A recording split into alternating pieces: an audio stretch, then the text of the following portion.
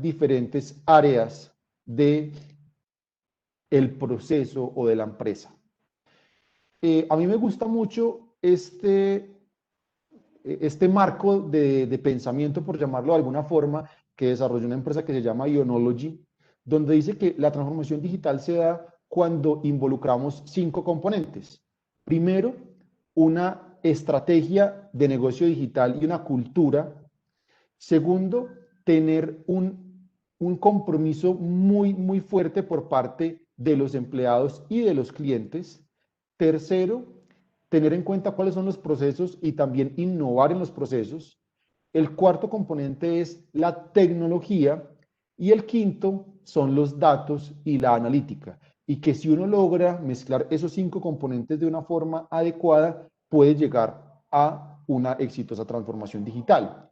Pero teniendo en cuenta que debido a que la transformación digital estamos hablando desde algo súper estratégico, porque es que recuerden que estamos hablando de modificar el modelo de negocio de una empresa. Ya no nos vamos a dedicar a vender licencias, nos vamos a dedicar a nube. Ya no nos vamos a dedicar a vender papel y a vender libros, nos vamos a dedicar a tecnología. Necesitamos tener todo ese compromiso estratégico, pero debido a que el cambio nunca termina, esto debe ser un ciclo constante y un ciclo que se realimente de manera continua. Ahora, eso sí, hay que tener en cuenta que para un proceso exitoso de transformación digital, la cultura organizacional es la base, porque de nuevo vamos a mover, vamos a sacudir de una forma muy fuerte los cimientos de la organización. Y eso lo haremos utilizando también 3 elementos que son la estrategia, las acciones operativas y también entender un poco el contexto. Entonces, inicialmente, acá hay que partir del hecho de que si estamos analizando el contexto, en el contexto nos debemos hacer preguntas del siguiente tipo. ¿Lo que nosotros vamos a hacer es una actualización digital o en realidad es una transformación digital, teniendo en cuenta lo que hemos visto previamente? En segundo lugar, ¿para qué necesitamos esa transformación digital? ¿Lo queremos hacer simplemente porque está de moda, porque mi competidor lo hizo, porque leí un artículo, porque estuve en una charla en la Universidad de AN y eso de transformación digital me pareció chévere? En tercer lugar, ¿por qué vamos a iniciar el proceso de transformación digital? Y una de las preguntas más importantes, ¿y por qué ahora? ¿Por qué no esperar un año? ¿Por qué no esperar 2 años? Puede que la respuesta sea súper clara, pero muchas veces no hacernos la pregunta correcta puede ser la diferencia entre el éxito o el fracaso. Otra pregunta muy importante y muy relevante es, ¿qué es eso de digital y qué significa digital para mi negocio? Porque resulta que lo digital puede ser distinto dependiendo de la empresa y dependiendo del negocio al que nos estemos enfrentando.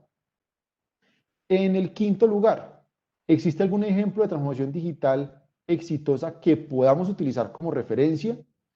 Y ahí recurro a algo que de pronto alguien mencionaba en el chat o en las preguntas, donde nos dice que estamos hablando de que le parece chévere que hablemos de Microsoft y de los grandes que tienen recursos para transformar lo que sea, pero lo que dice es, ¿qué hacemos de los que tenemos una tienda de barrio? ¿Cómo lo podemos hacer? Pues obviamente no podemos utilizar estrategias o no podemos utilizar casos de referentes que no se acomodan un poco a nuestras necesidades. Pero aquí podemos entender 2 cosas. En primer lugar, no todos los grandes tienen recursos para transformar lo que sea, sino empresas como Blockbuster todavía existirían, sino empresas como Kodak, que llegó a ser el gigante de la fotografía, todavía existiría. No necesariamente el ser grande significa que lo pueden hacer todo. Y también hay que tener en cuenta que si algo ha sucedido con la tecnología durante los últimos años, es que se ha democratizado. Antes, si yo quería tener una capacidad de procesamiento que me permitiera correr grandes volúmenes de información, tenía que comprar una máquina que a precios de hoy podía valer cerca de 20 millones de pesos. y corría un modelo donde ese modelo pues se demoraría corriendo, no sé, 14 horas en mi computador, aquí en mi casa, de que yo compré por 20 millones de pesos.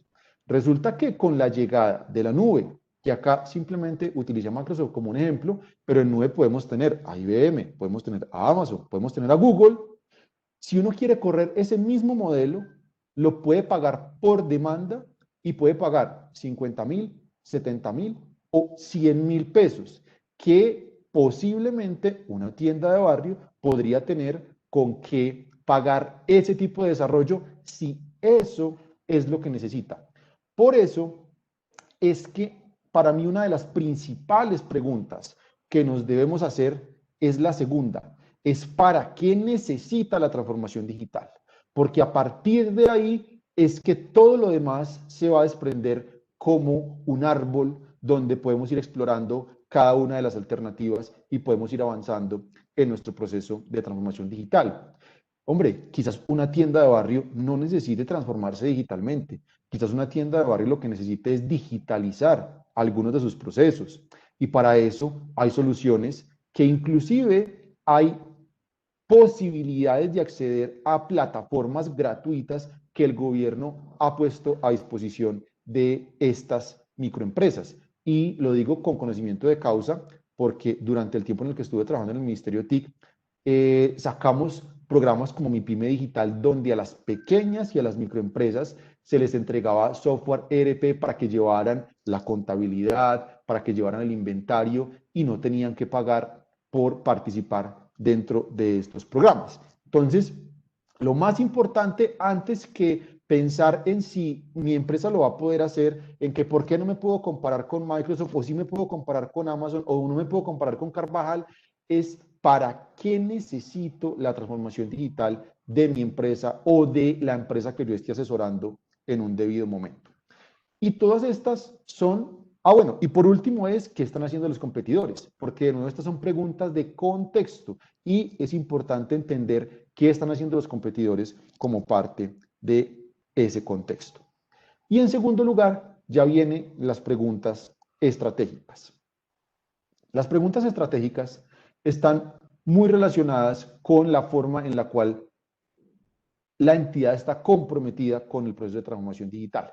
Y por eso es que la primera pregunta es, ¿están todos los actores comprometidos? Y cuando hablamos de todos los actores es desde el presidente de la compañía hasta las personas que llevan la operación de la empresa en el día a día.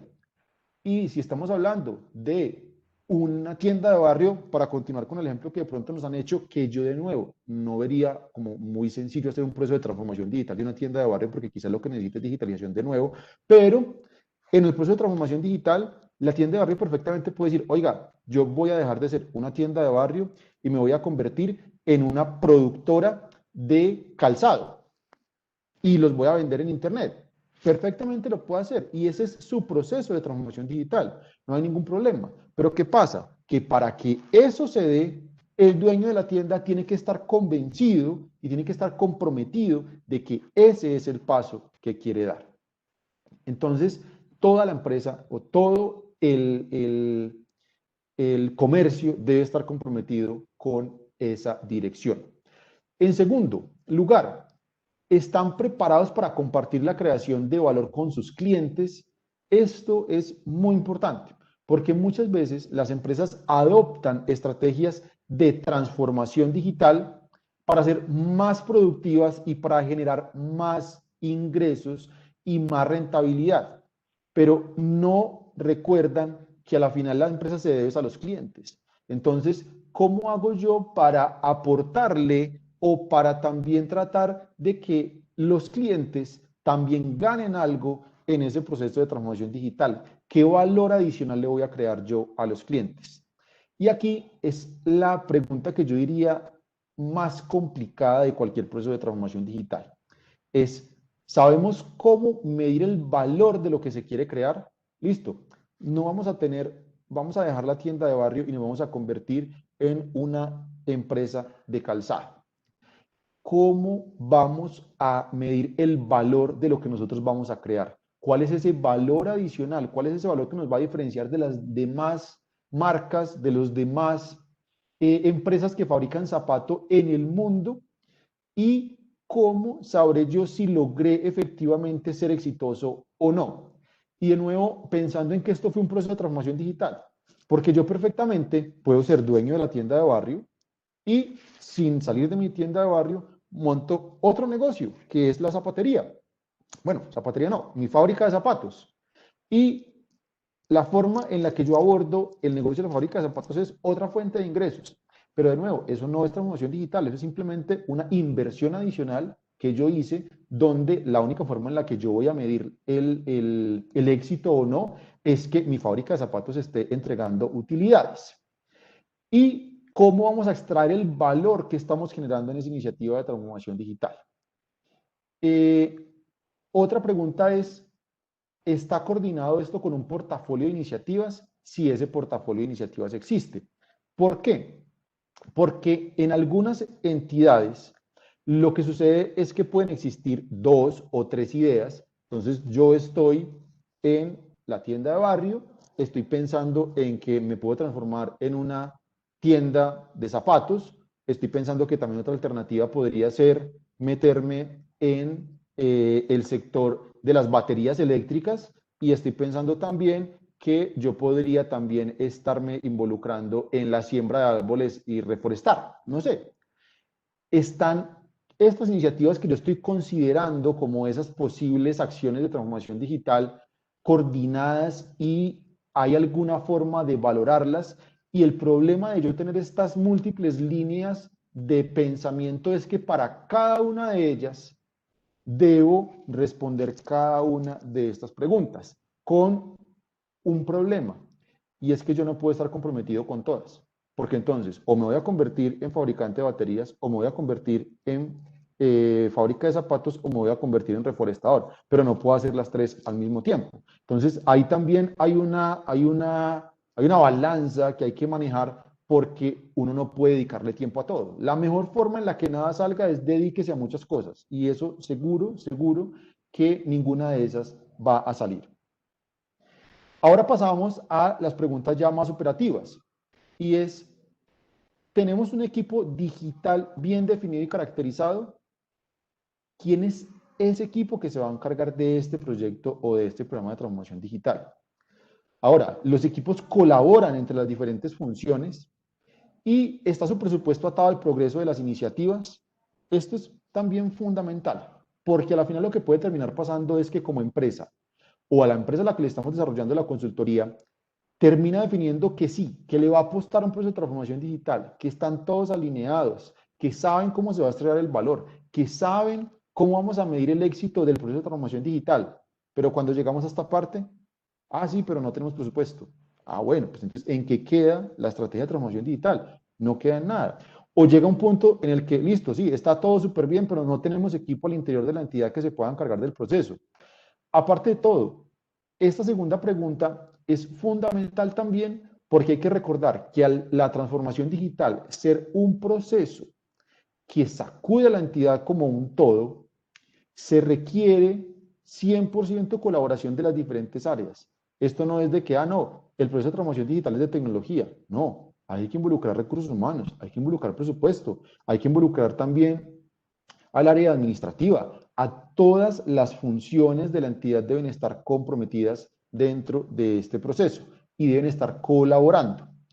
Y acá, esta es la parte que muchas veces, y por eso a mí mi gráfica me gusta ponerla en el centro, porque esta es la que muchas, pero muchas veces se deja por fuera, porque se considera que la transformación digital es simplemente un proceso tradicional de implementación y despliegue de tecnología, porque se piensa que es un producto mágico que simplemente yo llego, lo implanto y funciona. Y resulta que no. La transformación digital es un proceso, al igual que la innovación, al igual que el emprendimiento. No hay una receta de emprendimiento donde te diga si sigues el paso A, B, C, D, vas a ser un emprendedor exitoso. O no hay una receta que diga si sigues paso A, B, C, D, vas a inventar cosas nuevas. Son procesos iterativos y todo proceso iterativo se caracteriza por tener un componente cultural muy, muy fuerte. Entonces, en este componente nos tenemos que hacer preguntas como, oiga, estamos dispuestos a tomar decisiones difíciles sobre su equipo. ¿Por qué? Porque si todos tienen que estar convencidos de que el paso que estamos dando es el correcto, quizás haya la necesidad de prescindir o de reubicar o de hacer algo con alguna de estas personas que nos están impidiendo movernos hacia la dirección en la que nosotros queramos. En el caso, a mí me gusta utilizar el ejemplo de Microsoft, porque Microsoft creo yo que, así como lo mencionaba con anterioridad, puede ser un caso que permite identificar los pasos que se dieron o, más que los pasos, el proceso de transformación digital como se dio, que podría ayudarnos a evidenciar que estas preguntas en realidad son pertinentes para aplicarlas a otros escenarios. Por ejemplo, Steve Ballmer no estaba comprometido con esto. Y la junta directiva que hizo tomó una decisión difícil de sacar a una persona que era del corazón de la empresa, que era el corazón de la entidad, y poner en su reemplazo a Satya Nadella, que sí estaba convencido que la dirección que había que tomar era la de ir hacia la nube. Otra pregunta, ¿contamos con las personas adecuadas para ejecutar ese proceso de transformación digital? ¿Están los empleados de la empresa preparados para el cambio que eso va a implicar? Eso inclusive puede llegar a requerir que las personas se reentrenen, porque ya la empresa va a dejar de hacer lo que hacía antes. Hay mecanismos definidos para retar las ideas y una parte estructural es, tenemos una metodología de prueba y aprendizaje afianzada. ¿Por qué es importante esto de prueba y aprendizaje? Porque en un proceso de transformación digital las personas no les puede dar miedo fallar, porque esto es un proceso iterativo, esto es un proceso de exploración, esto es un proceso que no sabemos si las cosas van a salir 100% como nosotros las estábamos buscando, pero a la final lo que nosotros queremos es que si esa cultura de prueba de aprendizaje está un poco más arraigada en la organización, estemos mucho más y seamos mucho más resilientes a todos estos procesos de problemas que vamos a encontrar en nuestro proceso de transformación digital. Aquí hay que, digamos que aquí me gusta hacer como una pausa, porque en varios escenarios donde hemos tenido la oportunidad de participar como universidad, encontramos que si uno hubiera empezado por preguntar, oiga, ¿quién entiende o quién es experto o quién sabe de tema de transformación digital? El 80, el 90%, justamente porque esto se está moviendo mucho, las personas levantan la mano e incluso hay muchísimos, si ustedes buscan en LinkedIn, buscan en cualquier red social, hay muchas personas que se denominan como expertos en temas de transformación digital. Y yo aquí quiero traer a colación esta frase que me gustó mucho del libro La llamada de la tribu de Mario Vargas Llosa, donde decía de que cada vez más en las distintas ramas de la cultura se imponen sobre el lenguaje común las jergas o dialectos especializados y herméticos a cuya sombra muchas veces se esconde no la complejidad y la hondura científica, sino la prestidigitación verbosa y la trampa.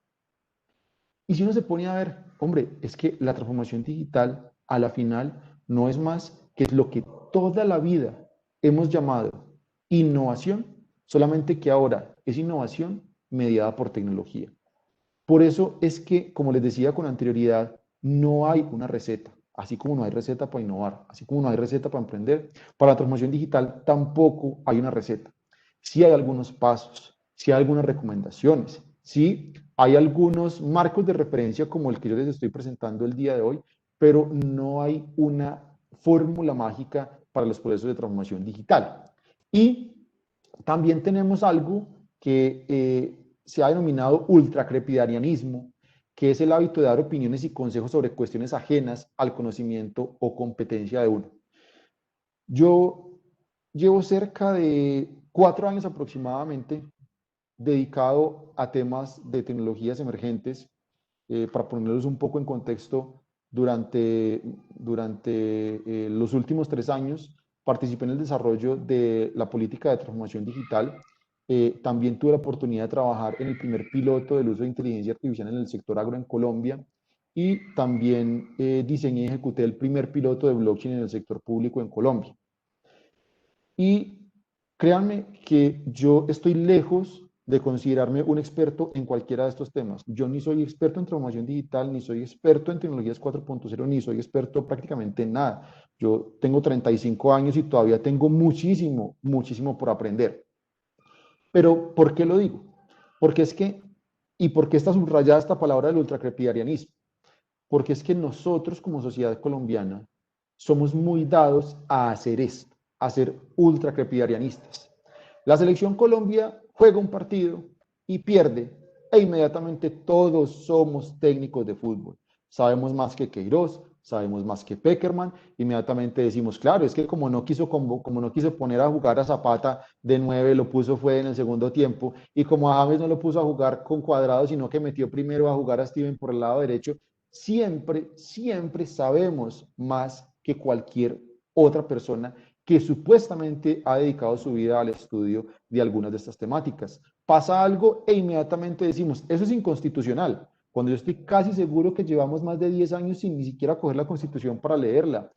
Eso da casa por cárcel, lo tienen que sacar, lo tienen que juzgar. Sabemos de absolutamente todo, pero resulta que si queremos avanzar en realidad en temas que sí tengan complejidad y que tengan hondura científica, tenemos que empezar a dejar este hábito que tenemos de dar opiniones y consejos sobre cosas que no necesariamente son ajenas al conocimiento o competencia de uno. Acá hay que también tener en cuenta que yo tampoco estoy diciendo de que si usted no sabe no opine. No, obviamente se puede opinar, pero es que a veces somos tan tajantes y a veces somos tan, ¿cómo lo decimos? Somos tan fuertes en la forma en la que damos nuestras opiniones y consejos que parecemos ser más expertos que quienes en realidad sí conocen la materia. Y eso nos empieza a traer un poco a este tipo de situaciones. Aquí les voy a mostrar un par de ilustraciones que yo estoy casi seguro que todos ustedes han visto. Y es esta junta donde tenemos una junta donde se está hablando de que la transformación digital nos va a llegar en muchos años y que no vea la compañía que tenga un cambio por ahora.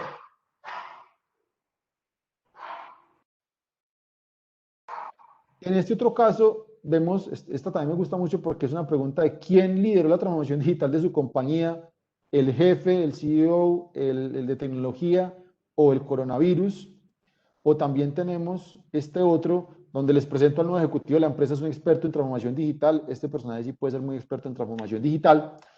Y yo más que transformación digital diría que acá aprovecho y traigo una imagen de nuestra rectora de Brigitte Baptiste, porque yo quedé gratamente sorprendido cuando el 4 de septiembre del año pasado, que fue el día en el que Brigitte se posesionó y dio una charla sobre su visión de la universidad, habló sobre panarquía. Era la primera vez que yo escuchaba esa palabra. Y empezó a explicar cómo existe algo que se llama el ciclo panárquico, que es este símbolo como de infinito, cómo funciona y cómo sirve inclusive para describir sistemas complejos y sistemas económicos. Y hay una fase de ese ciclo panárquico que se denomina destrucción creativa, que está caracterizada por un colapso caótico y un, una emisión, o digamos, si se emite, si sale un capital acumulado. Es un tiempo de incertidumbre, la resiliencia es baja, pero está incrementando. ¿Y por qué lo tomo como, por qué lo traigo a colación ahora? Porque yo creo que justamente lo que nos está sucediendo con la presencia y con la llegada del coronavirus es que hemos entrado en esta fase de destrucción creativa. Hubo un colapso caótico, hubo una explosión de capital que se tenía acumulado y es un tiempo de incertidumbre donde la resiliencia en estos momentos está un poco baja, pero está incrementándose. Y eso luego nos llevará a un nuevo estado de este ciclo panárquico que se denomina la fase de reorganización, que es un tiempo de innovación, de reestructuración. Hay más incertidumbre, pero la resiliencia es muy alta. ¿Esto por qué hablo yo de estas tres cosas acá? Porque para entender también los temas relacionados con lo que está sucediendo ahora con el COVID, a mí me ha parecido muy, muy importante justamente este término de resiliencia del tejido productivo colombiano. Y hemos visto cómo rápidamente pasamos de un colapso caótico a un escenario donde hay mucha incertidumbre, pero donde inmediatamente los restaurantes empezaron a vender en línea, donde los restaurantes empezaron a enviar los productos para que ya prácticamente estuvieran listos y solamente fuera que las personas los pusieran en un horno, cocinarlos muy rápidamente, pero ya venían preempacados, inclusive en algunos casos ya venían preparados y solamente era calentarlos. Vimos casos donde inclusive me tocó a mí experimentar discotecas que convirtieron sus espacios al aire libre en mercados al aire libre, donde ya venden frutas, verduras, entre otros, y hay mucha incertidumbre. Claro que sí, hay mucha incertidumbre, pero la resiliencia es mucho, mucho más alta. Y mucho de esto se ha venido acompañando de la tecnología. Rappi ha sido un gran aliado en estos tiempos de coronavirus. Las plataformas en línea han permitido, el comercio electrónico durante esta pandemia ha surgido y ha tenido un crecimiento súper, súper importante. Incluso personas que no necesariamente son usuarias comunes del sistema de compras en línea, lo están haciendo. Por ejemplo, en mi caso, con mi mamá le tiene pánico a comprar en línea, pero entonces me dice, mi hijo, vea, es que vi tal cosa por internet para que usted, porfa, me la compre, que usted sabe que yo no, a mí me da miedo que me roben, etcétera. Estas personas también están accediendo a estas compras en línea. Entonces, acá es donde de una u otra forma empezamos a atar, no solamente desde el punto de vista coyuntural, sino desde el punto de vista teórico y de marco de referencia, cómo podemos hablar de temas relacionados con transformación digital y cómo eso se enfoca con tiempos de crisis. Porque una transformación digital real debe generar una crisis dentro de la empresa. Si no genera una crisis, es porque simplemente estamos digitalizando alguno de sus procesos. Y yo aquí quiero ser muy claro. Yo no es que esté diciendo que lo uno esté malo o que lo otro esté bien. No es lo uno o lo otro. Hay gran valor en los dos escenarios. Hay gran valor en la digitalización de procesos y también hay gran valor en la transformación digital. Pero debemos estar lo suficientemente conscientes de que un proceso de transformación digital, al igual que un proceso de digitalización, no necesariamente garantizan que las cosas van a salir bien y que desde un punto de vista ecosistémico, una transformación digital es una destrucción creativa que está caracterizada por un colapso caótico y por una emisión de capital acumulado. Entonces, esto es lo que nos permite hacer un paralelo entre lo que es transformación digital y lo que son tiempos de crisis. ¿Y esto a qué nos trae? Esto nos trae a que si queremos entender en estos momentos de una forma relativamente sencilla cuál es el escenario al que nos estamos enfrentando donde se están dando estos procesos de transformación digital, a mí me gusta mucho presentarlo en una forma de triángulo, donde todo lo que está pasando alrededor del mundo está generando datos. Y yo posteriormente a esa generación de datos puedo hacer análisis de esos datos y finalmente hacer generación automática del conocimiento. Eso lo ven ustedes en esta parte de la derecha. En la parte de la izquierda, lo que yo presento son los términos más comerciales, más vendedores o más comunes que están relacionados con estos elementos de la derecha. Entonces, para generación de datos, estamos hablando de Internet de las cosas. Para análisis de datos se habla de Big Data y para generación automática de conocimiento se habla de inteligencia artificial.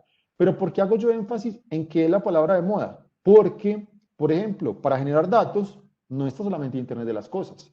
Un escáner genera datos y no necesariamente es un dispositivo de Internet de las cosas. Una cámara pues no necesariamente está conectada a Internet, pero está generando datos. Entonces, simplemente como la forma en la que el ecosistema digital se podría clasificar. Y esto nos lleva a hablar justamente del tema de inteligencia artificial, que fue un poco la gráfica con la que yo quise iniciar la presentación el día de hoy. Acá hay que tener en cuenta que siempre que se habla de inteligencia artificial, la gente se imagina la inteligencia artificial general. Es decir, el Yo Robot, el niño de la película Inteligencia Artificial, Ex Machina, algo que actúa y se comporta como un ser humano. Esa es la inteligencia artificial general, Terminator, entre otros. Pero resulta que lo que está en realidad sucediendo es que la inteligencia artificial no es más que un algoritmo que toma datos de entrenamiento, toma datos de prueba, plantea una hipótesis sobre esos datos, calcula el desempeño de esa hipótesis, se retroalimenta y con esa retroalimentación genera un algoritmo de aprendizaje de máquina. Hasta hoy, lo más cercano que hemos podido realizar es una inteligencia artificial que aprende por sí misma, que no necesita datos de entrenamiento. Pero resulta que a esta inteligencia artificial también se le denomina inteligencia artificial angosta. ¿Por qué? Porque es muy buena realizando un solo tipo de actividad, a diferencia de la inteligencia artificial general. Por ejemplo, Deep Blue fue muy buena jugando ajedrez, pero si usted a Deep Blue la ponía a reconocer imágenes entre perros y gatos, no tendría ni la menor idea de cuál es un perro y cuál es un gato.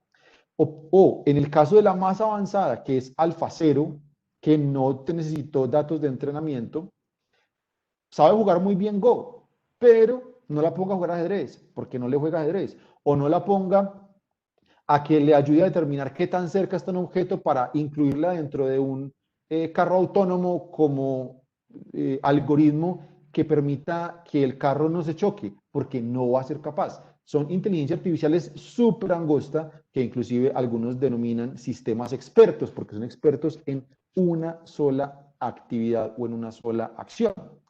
¿Y cómo funciona? Pues de nuevo, funciona aprendiendo de datos de entrenamiento y aprendiendo de los errores. Aquí vemos un algoritmo que está aprendiendo a jugar un videojuego y a medida que va entrenando más, pues se va volviendo mejor en el juego.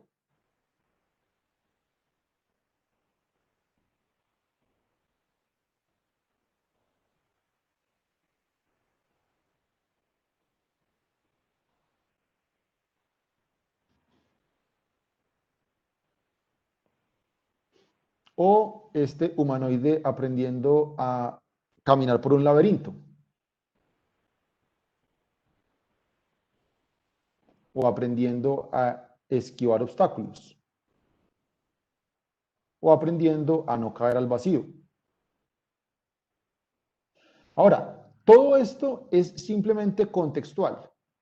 Es decir, acá lo único que pasa es que el humanoide o pasa de un lugar a otro o no lo logra, pero él no tiene ningún tipo de contexto de si cayó al vacío, ¿no? Para él simplemente no lo logró, es 1 o 0, bien o mal.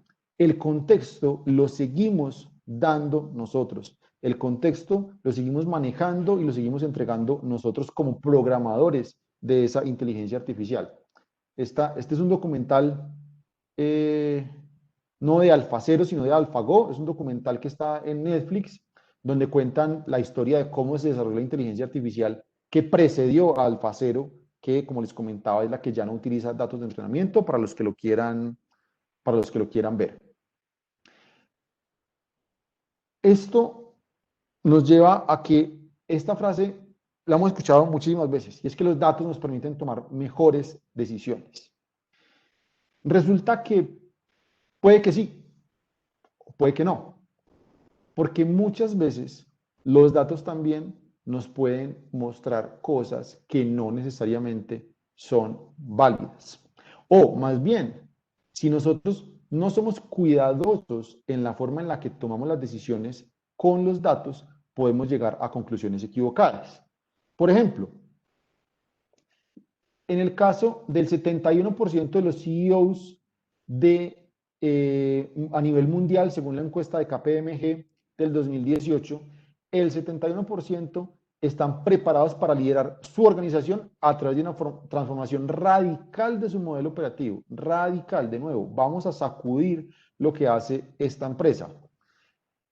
Y resulta que, relacionado con lo que les decía, que los datos nos ayudan a tomar mejores decisiones, no siempre, porque resulta que el 78% de los CEOs de los Estados Unidos han pasado por alto los conocimientos basados en datos y más bien se ha ido por su intuición. Es decir, alguien se ha matado por hacer análisis, por hacer cálculos, por hacer proyecciones, por plantear escenarios, se los lleva al CEO y finalmente el CEO dice, no, no vamos a irnos no nos vamos a ir por esa opción porque yo creo que lo que deberíamos hacer es más bien esto otro, o mi intuición me dice que lo correcto es hacer esto otro.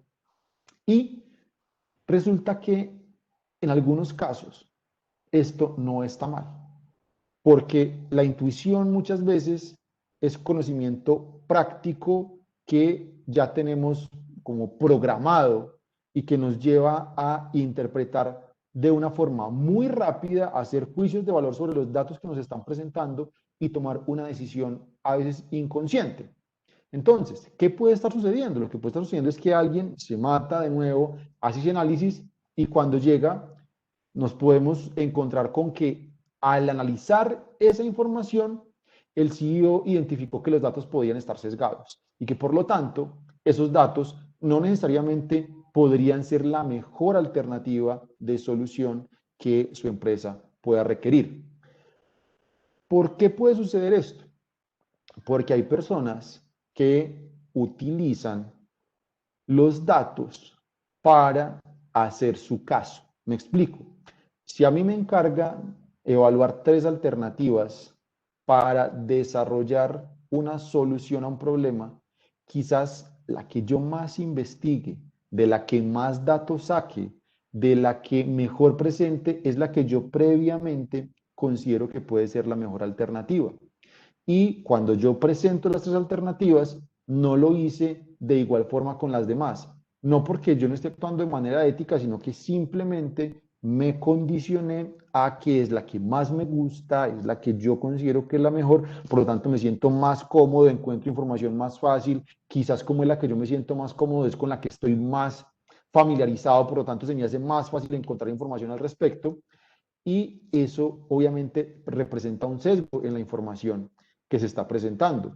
O también se puede dar el caso de el famoso sesgo del superviviente, que no sé si algunos de ustedes lo conozcan, pero se dio durante la Segunda Guerra Mundial, donde empezaban a recolectar datos de los aviones que llegaban de las batallas y empezaron a graficar dónde tenían los impactos de bala e identificaron cuáles eran los lugares más comunes, dónde era que más balas recibían estos aviones.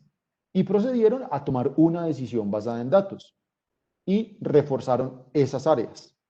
Resulta que esas áreas excluían totalmente los motores. Casi muy poquitas balas terminaban impactando los motores, casi todas eran en las alas y en la parte de atrás y reforzaron esas áreas. ¿Cuál es el sesgo del superviviente? De que justamente esos aviones podían regresar. Los que no podían regresar eran aquellos que recibían impacto en los motores. Y gastaron una cantidad de plata reforzando las alas y la parte de atrás del avión, cuando en realidad lo que debieron haber reforzado era el área de los motores. Entonces, de nuevo, no necesariamente y no siempre los datos nos permiten tomar mejores decisiones. Hay que tener en cuenta mucho los temas relacionados con los posibles sesgos que puedan tener estos datos. Ahora, si uno quiere realizar un proceso de transformación digital exitoso, como institución y como persona también debería tratar de cultivar algunas características poco comunes, como la resiliencia, como la capacidad de aprendizaje, como la concentración, la persistencia, la alta tolerancia a la frustración, la búsqueda de alternativas, la independencia y la capacidad de ejecución. ¿Por qué resalto yo independencia y capacidad de ejecución? Porque cuando nos estamos enfrentando a un proceso de transformación digital, es probable que seamos los primeros que nos estemos adentrando en dicho proceso. Por lo tanto, va a ser muy complicado encontrar la primera tienda de barrio que exitosamente se convirtió en fábrica de zapatos. Va a ser muy complicado tener guía de alguien que nos diga cómo solucionar un problema, que nos diga ante una adversidad cuál es el paso que debemos seguir. Y para lograr esa independencia, pues justamente tenemos que ser resilientes, tenemos que aprender fácil, tenemos que tener una capacidad de concentración para aprender fácilmente y no distraernos con el primer WhatsApp que nos llegue y ponernos a ver Twitter, entre otros, persistir, entre otros. Y finalmente, todo esto nos puede quedar muy bonito, todo ese plan de transformación digital nos puede quedar espectacular, pero si no logramos y si no tenemos una capacidad de ejecutar lo planeado, pues prácticamente no hicimos nada. Y teniendo eso en cuenta, es que yo les quiero recomendar dos libros inmensamente, que yo creo que va a ser de mucho valor para ustedes. En primer lugar, en la parte izquierda, ustedes ven el libro que se llama Las 4 disciplinas de ejecución, donde se cubren temas muy relevantes y muy interesantes sobre cómo lograr esta capacidad de ejecución a partir de algunos ejemplos y algunos estudios bastante aplicados y bastante acertados. Y en segundo lugar, este libro de Deep Work de Cal Newport, que tiene otros libros también muy interesantes y que los invito a que los lean, pero el día de hoy les quiero recomendar este que se llama Deep Work, donde presenta reglas para podernos enfocar en un mundo donde tenemos una cantidad de distracciones. Y eso nos puede ayudar con la generación de resiliencia, capacidad de aprendizaje, concentración, persistencia, alta tolerancia a la frustración, búsqueda de alternativas. Y yo aquí aprovecho porque simplemente lo quiero hacer con ustedes, porque lo recordé de hecho cuando estaba leyendo este libro. Hombre, estas son capacidades poco comunes en la sociedad actual. Eh, Principalmente la concentración y la alta tolerancia a la frustración. Y recordé una charla que tuve una vez que nos reunimos. Yo soy ingeniero electrónico de profesión y en un momento, yo creo que llevamos como 5 años de egresado, nos reunimos, un par de amigos, y estábamos hablando. Cuando uno de ellos nos preguntó, nos dijo, oiga, venga, Iván, ¿usted cuándo volvió a utilizar la transformada de Fourier? Bueno, ¿se acuerda que eso nos dio bastante duro en la universidad? Que eso nos sacó canas, nos amanecíamos, trasnochábamos sacando transformadas de Fourier. Y no, hermano, no, yo, la verdad, no, nunca jamás la volví a utilizar. ¿Y usted, Charlie, usted cuándo la utilizó? No, yo tampoco. Gio, ¿y usted cuándo? No, yo tampoco. Andrés, usted, no, nunca jamás volvió a utilizar la transformada de Fourier. Y otro amigo no respondió. Y luego nos dijo, oiga, yo creo que nosotros de pronto entendimos mal las cosas, porque yo creo que el objetivo no era resolver transformadas de Fourier. Yo creo que el objetivo era el proceso de resolver la transformada de Fourier, que traído a este escenario, a este momento, quizás el poder dedicarle 4 horas a un solo problema, a una sola integral, nos generó esa capacidad de resiliencia, esa capacidad de concentración, buscar alternativas de, oiga, esta integral no la estamos siendo capaces de solucionar así, ¿qué tal si la integramos, si hacemos integral por partes? ¿O qué tal si utilizamos esta otra técnica, esta otra metodología? Y pues a la final el hombre nos dijo, oiga, eso es como si nosotros dijéramos, hombre, ¿para qué amamantan los niños? Si uno después de los 6 meses nunca lo vuelven a amamantar.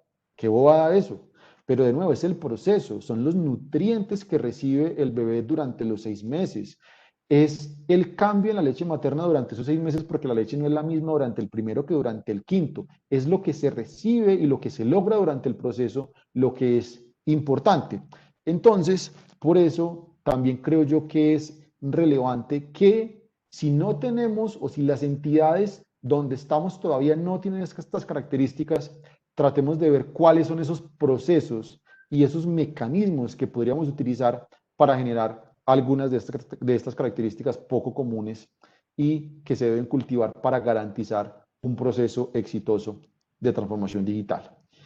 Yo acá les quiero dejar un último mensaje y es que me excusan que haga acá que utilice esta palabra en inglés, porque es que yo por ahora no me he sentido cómodo con ninguna traducción del término accountability, porque es que muchos lo traducen como responsabilidad, pero para traducirlo de una forma un poco más acertada es más una rendición de cuentas. Lo que pasa es que no hay una sola palabra que permite traducir como accountability, pero es esa rendición de cuentas. Y resulta que basados en ese principio de rendición de cuentas, las decisiones importantes siguen y seguirán siendo tomadas por seres humanos, independientemente de qué tan grande soñemos por el momento en nuestros procesos de transformación digital. Eso era todo lo que les quería compartir en la tarde-noche de hoy. Muchísimas gracias y cualquier cosa quedo pendiente para responder algunas preguntas, inquietudes, sugerencias, reclamos y cualquier cosa también en nuestro correo electrónico estaremos súper disponibles. Muchas gracias, Paula. Bueno, Iván, gracias. Buenas noches a todos. Estamos entonces acá terminando nuestro encuentro académico con nuestro ingeniero Iván Castaño, decano de la Facultad de Ingeniería. Por aquí, Iván, tenemos unas preguntas en el chat, entonces te las puedo dirigir en este momento. Claro que sí. Bueno, entonces vamos a aprovechar estos minutos. Nos pregunta Diana Zambrano si pueden saber en qué entidad se desarrolló el piloto de blockchain en el sector público. Vale, el piloto de blockchain en el sector público lo desarrollamos con la Agencia Nacional de Tierras. Lo que hicimos en ese momento fue tratar de generar un registro producto de una sentencia que emitiera un juez de restitución, que obviamente lo hacía la agencia de restitución, y entregarle el título a esa persona que se le estaba restituyendo por diferentes motivos su tierra y garantizar que ese título pues fuera inmutable, que tuviera todas las características y toda la trazabilidad que permitía blockchain o que permite blockchain todavía. El tema es que para llevar esto digamos a uso o a producción, y por eso se quedó en piloto, se requería luego entonces integrarlo con las oficinas de registro de todo el país, porque al fin y al cabo la oficina de registro es donde está el certificado de tradición, donde consta quién es el titular, por qué manos ha pasado, y pues eso ya requería un trabajo con la Superintendencia de Notariado y Registro, que pues quedó, entiendo yo, como en stand-by. Súper, gracias por tu respuesta. Pregunta Ruth que si le puedes repetir a qué plataforma colaborativa te referías, la que mencionaste. Plataforma colaborativa ¿en qué momento lo pude haber? Si Ruth me pudiera recordar en qué momento lo mencioné, claro que lo podría. Ahora le estoy yo lanzando la pregunta a Ruth, que me lo recuerde ella, porque la verdad no recuerdo en qué momento mencioné plataforma colaborativa. Puede que Ruth, sí, pero ¿podrías, no. Ruth, ¿podrías de pronto mencionarnos por el chat o explicarnos un poco más a qué te refieres con la plataforma colaborativa para que Iván te lo pueda aclarar? Bueno, pues mira, o si quieres, Ruth, te habilito el micrófono y nos haces como la apreciación directa.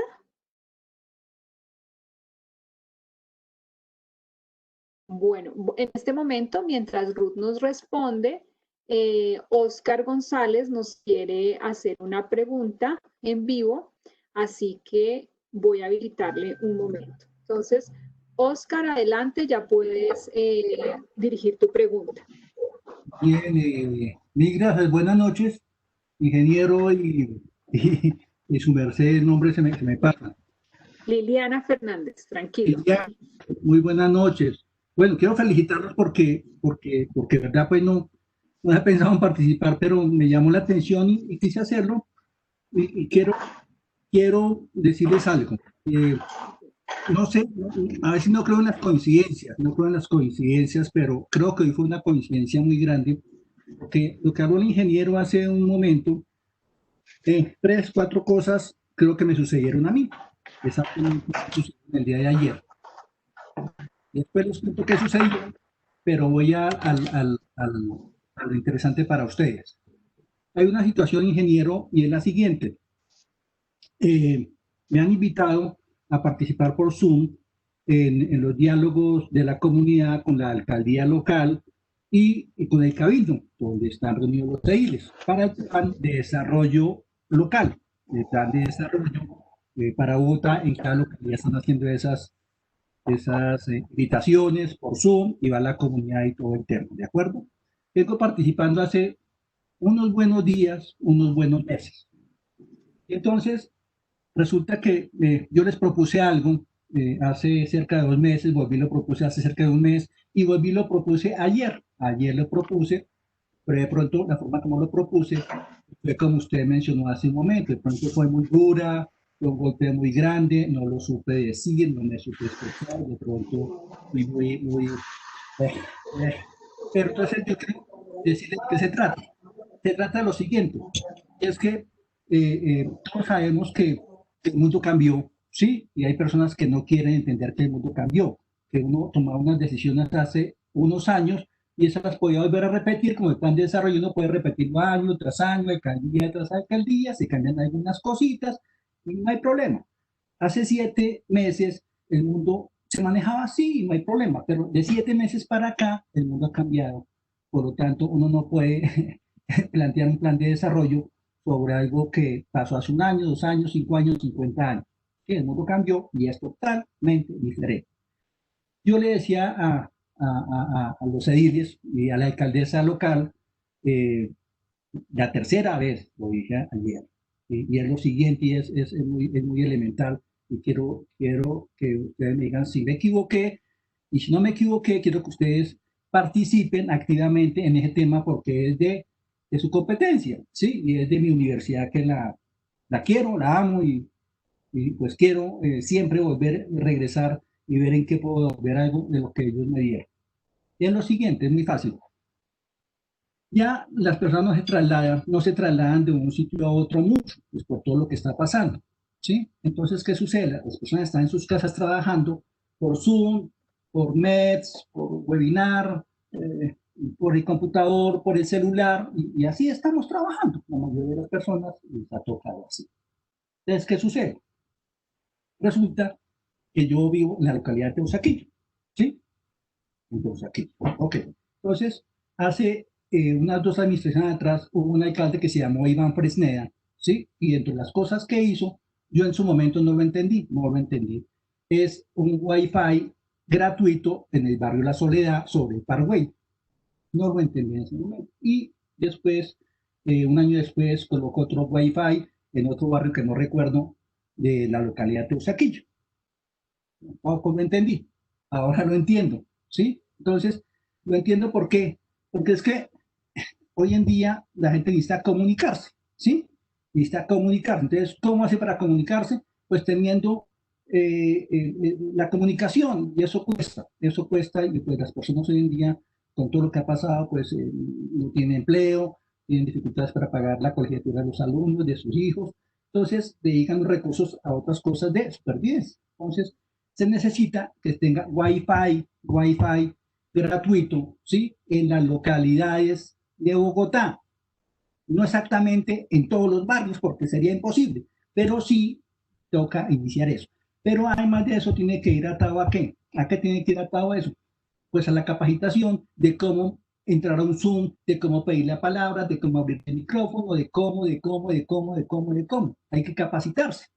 Entonces, en ese orden de ideas, estaban los ediles, me dan la palabra y yo les digo lo que les dije en 2 oportunidades anteriores, ¿sí? Mire, es que ustedes los recursos que están planteando para el plan de desarrollo, esos presupuestos de otras cosas que pues sí funcionaban hace 7 meses atrás, es muy bueno, pero hoy en día hay que pensar en estas cosas y ustedes mismos lo están viviendo. Mire que el edil tal, el otro edil tal, la misma alcaldesa local, el funcionario del departamento de desarrollo, el subsecretario de movilidad, que están invitados, tienen problemas. Mire cómo no le prende la cámara al señor. La otra no el sonido, la otra no sé qué, la otra.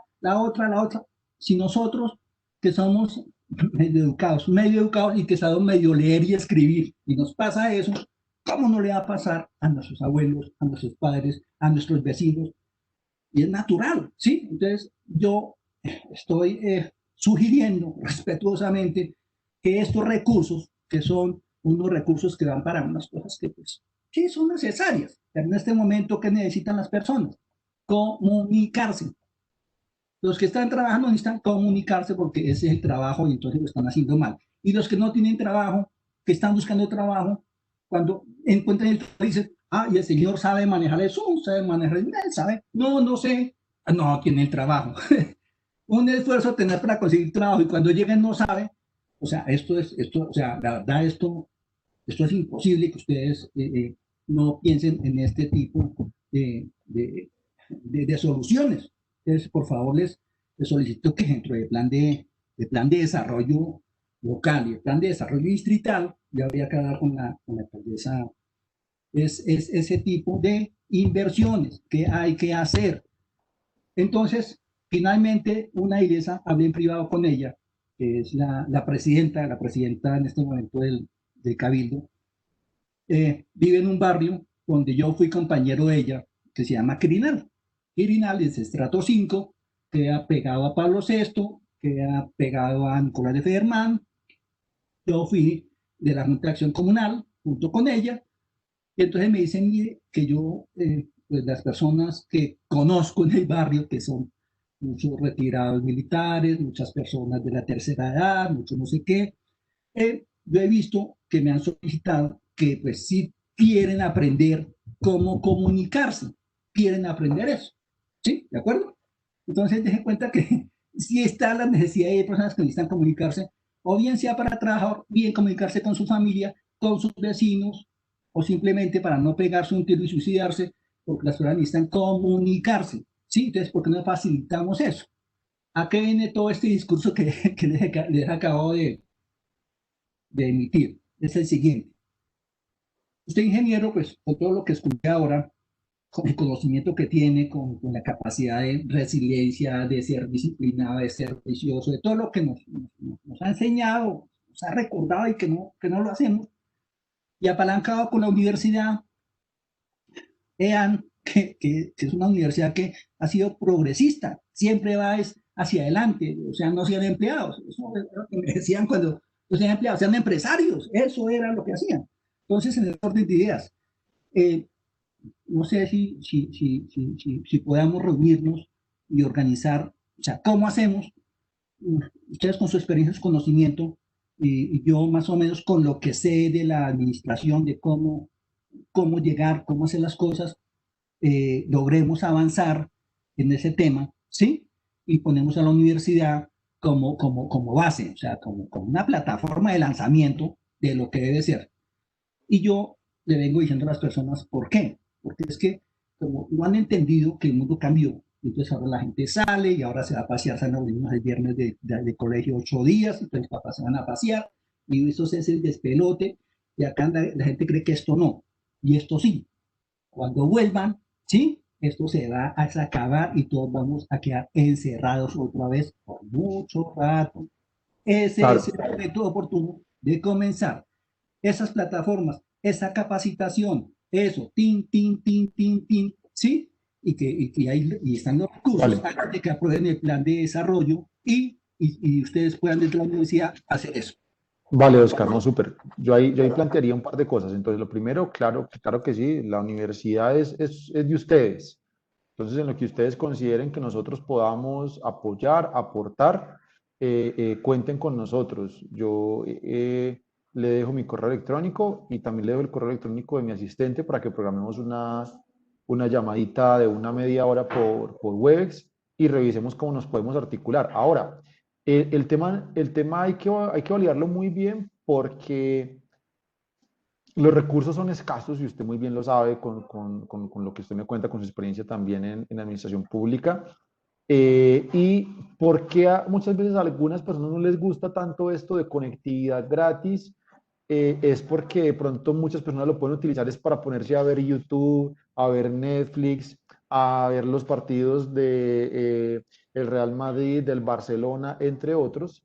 Entonces, hay cosas que de todas formas hay que considerar cuáles son los pros y los contras y cuáles son como esos elementos que nos podrían fortalecer el caso de uso para que se presente de la mejor manera posible. Pero yo le voy a dejar aquí en el chat mi dirección de correo y para usted y para cualquiera. Y también el chat y perdón, el correo electrónico también de mi asistente para que coordinemos un espacio. Gracias, Iván, por tu aporte y por responder a nuestro graduado. Tenemos otra pregunta que nos hacen en el chat y una siguiente pregunta que tenemos a través de micrófono. La pregunta que nos hace Cristian Gutiérrez es, decano, ¿considera que con las herramientas digitales actuales las instituciones de educación superior podrían continuar pensándose en un modelo educativo digital post pandemia? Cristian, yo le preguntaría es cuando dice continuar pensándose, ¿es continuar en el modelo en el que estamos, en EMPAT, o es como pensar en algo más? Cristian, ¿nos podrías escribir por favor en el chat para que él te pueda aclarar un poco? Mientras nos escribe en el chat, entonces la siguiente pregunta nos la hace Diana Zambrano. Adelante, Diana, puedes habilitar tu micrófono para dirigir tu pregunta. Aló, Hola, Hola, te Diana. escuchamos. buenas noches. Bueno, mi pregunta va más es hacia un tema de cultura. Pues actualmente los pongo un poco en contexto, pues a todos para que de pronto me entiendan hacia dónde va. Soy en una entidad pública en donde hay un rezago, pues, de temas de tecnología de más o menos hace 10 años. Y hace como 2 años más o menos se adquirieron recursos de inversión para empezar a hacer pues toda la actualización de las plataformas tecnológicas. Sistemas de información pues cuentan con pocos sistemas de información y los que están pues obviamente están supremamente obsoletos y se están adelantando también procesos para actualizarlo, para mejorar pues digamos como tal los sistemas de información. Adicionalmente, se está trabajando, pues digamos que el objetivo de mi contratación fue la implementación de la política de gobierno digital y pues obviamente entre otras actividades, ¿sí? Sin embargo, me he encontrado con la dificultad de que el día a día la entidad se consume por sus procesos, por la forma de trabajar actual, o sea, por una operatividad que no es muy productiva y de alguna manera también la cultura de las personas es como, o sea, no es para nada organizada. Entonces, digamos que en este momento voy a iniciar primero dando como de comillas, pues capacitación, va a ser una capacitación taller en donde la idea es decirles, mire, ¿para qué la política de gobierno digital y qué es lo que estamos buscando? Obviamente recuerdo los temas de transformación digital, los temas de que hay que dar como énfasis en qué se quiere lograr y que pues finalmente obtener valor, o sea, que generar valor público a nuestros usuarios, bueno, etcétera, etcétera. ¿Sí? Pero digamos que mi temor es hacia la cultura. O sea, yo no veo que las personas de pronto tengan ese chip de querer, o sea, de pronto no veo como el tema de querer hacer las cosas de manera diferente. O sea, queremos resultados, como dicen el viejo, pues la vieja frase, no, la frase muy común que he escuchado últimamente es que cómo queremos resultados diferentes si seguimos haciendo las cosas de forma igual. Entonces yo digo, bueno, ¿qué consejos, pues dado que escuché que el decano pues tiene experiencia en el sector público y que pues de pronto me pueda apoyar orientación de cómo emprender ese camino y es más hacia la cultura, porque pues sí, o sea, mi tía está preparado unas muy buenas herramientas, incluso ahorita está con un acompañamiento de una UTG, transformación digital, así se llama, pero yo veo que el tema es más de las personas, como todo proyecto, ¿sí? Entonces el factor humano es determinante para que se logren los objetivos. Entonces, y pues obviamente estamos, y en dicha entidad se piensa que tecnología, o sea, que lo haga tecnología, y uno dice, mi madre, no, es que nosotros no podemos solos. O sea, ¿cómo de verdad Claro que sí. lograr esa cooperación? Claro que sí. Entonces, Gracias. mira que tú has llegado al punto justamente que yo tocaba al final de la presentación y es cómo garantizar la ejecución. Porque todo esto suena muy bonito en papel, todo esto suena muy chévere en teoría, pero cómo ejecutarlo es el gran secreto de todo esto.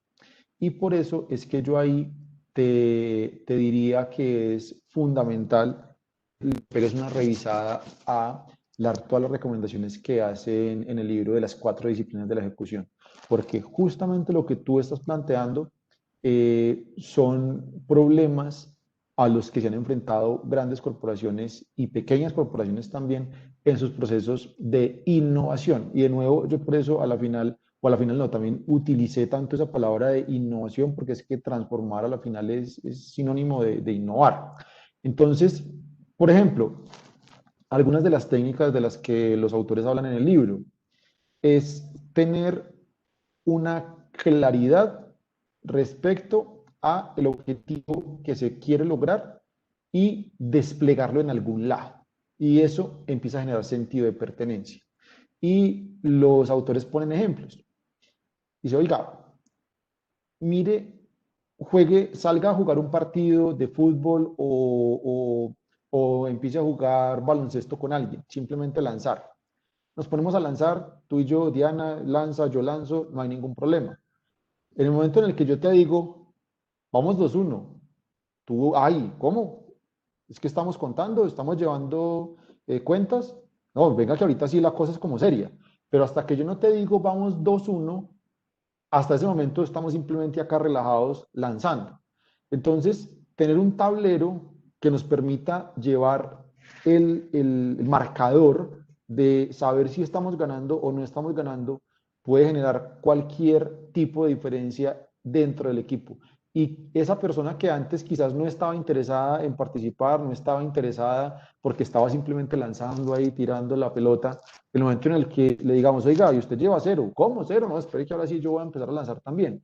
Entonces, lo que sucede es que hay que alinear que todos le estemos pegando al mismo marcador. Aquí pues porque puse el ejemplo del baloncesto haciéndolo individual, pero si todos vamos al mismo equipo, estamos súper relajados aquí simplemente calentando y de hecho eso ha pasado mucho cuando uno llega pues digamos en recochitas, cuando uno está jugando micro con los amigos, empieza a patear el balón y cuando uno le dice 1-0, ahí ya todo el mundo, el arquero, los defensas, todos ya se ponen listos para empezar ahí sí como a meterle la ficha al tema.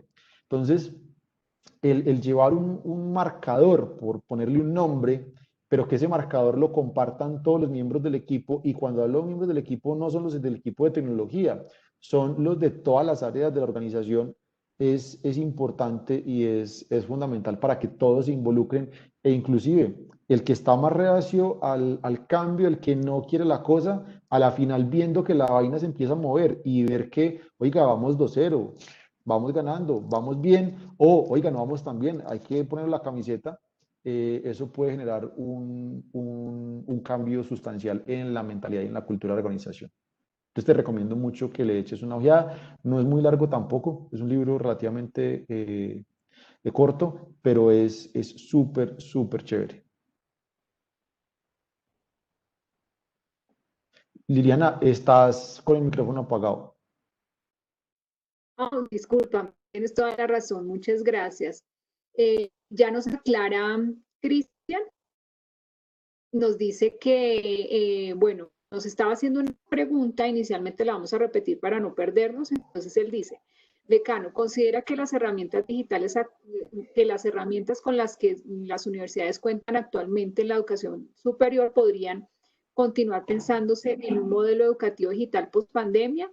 y nos dice y nos aclara que es pensando en algo más, partiendo de lo que se ha logrado construir hasta hoy. Claro que sí, listo, súper.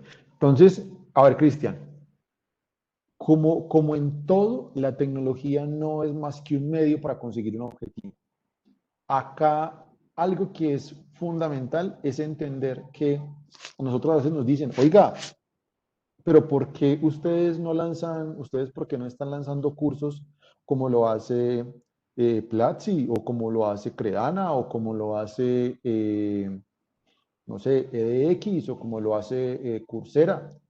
Resulta que nosotros estamos en un sector que está regulado y está reglamentado por el Ministerio de Educación Nacional, que con el nuevo decreto 1330 trata de dar un poco más de libertad, pero buscando garantizar la calidad de los programas y los procesos de formación, debemos cumplir con unos criterios para poder ofertar programas a los estudiantes. Y simplemente por ponerte un caso, nosotros estamos trabajando en el proceso de sacar una maestría nueva. Vamos a sacar una maestría en ciberseguridad. Llevamos más de un año trabajando en el documento y en el cumplimiento de requisitos que nosotros debemos tener para poder presentar el programa ante el Ministerio de Educación y que el Ministerio de Educación nos lo apruebe. Y como lo pensamos ofertar con una titulación de experto con una universidad española, pues esto inclusive nos ha llevado un poco más de tiempo en este proceso. Entonces, yo diría que para modificar el modelo o la forma en la que las universidades y cualquier otra entidad, inclusive los colegios, que los colegios también son regulados por el Ministerio de Educación, en el corto plazo yo no veo eso cómo pueda cambiar, porque tampoco soy crítico de la política que tenemos como universidades. Yo entiendo que el Ministerio de Educación lo hace, es justamente para tratar de garantizar niveles mínimos de calidad y que no cualquiera, yo, Iván Castaño, mañana entonces monto una universidad donde voy a hablar sobre temas de ovnis, que no tengo ni la menor idea, pero simplemente veo que eso es lo que está vendiendo, que eso es lo que está moviéndose ahora, y entonces monto y ya empiezo a ofrecer títulos de magíster en ovnis, pues no, no se trata de eso. Entonces, teniendo en cuenta la reglamentación y la regulación que tenemos como universidades, e inclusive como universidad acreditada de alta calidad, que inclusive nos exige tener unos estándares superiores, yo creo que en el mediano plazo la educación va a seguir siendo muy similar. En lo que sí estamos innovando, y eso lo vamos a introducir en el nuevo programa de la maestría en ciberseguridad y otros programas que estamos diseñando desde las diferentes facultades de la universidad, es un nuevo modelo educativo. Estamos trabajando en un proceso donde probablemente vayamos a reducir los semestres de las maestrías de 4 a 3 semestres para hacerlo más intensivo, pero también mucho más rápido y que las personas puedan adquirir esas habilidades en menor tiempo. También estamos trabajando en un nuevo modelo educativo que evolucione y que esté un poco más acorde con el mundo actual, pero es más desde lo pedagógico, desde lo educativo, que desde lo tecnológico, porque lo tecnológico está, como tú lo dices, con todas las herramientas tecnológicas que hay podemos hacer muchísimas cosas. Las que no hacemos, simplemente no las hacemos, es porque la reglamentación y la regulación no nos lo permite. Bueno, muchas gracias, Iván, a ti por aceptar esta invitación, por dirigirte a los graduados, por contarnos de tu experiencia y de tu gran conocimiento en este tema TIC, que es tan importante en estos momentos.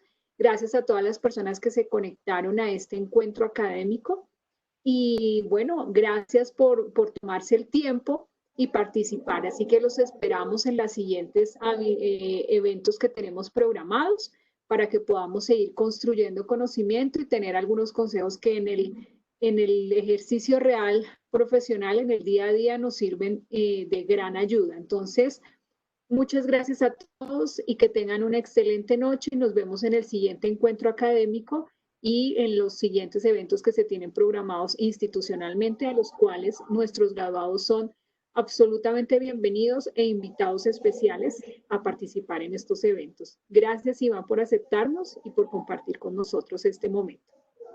No, antes muchísimas gracias a ustedes. Espero verlos en una próxima oportunidad y ojalá sea ahora sí de manera presencial. Un abrazo, que estén muy bien. Feliz noche. Gracias, ojalá que así sea. Buena noche, que descansen.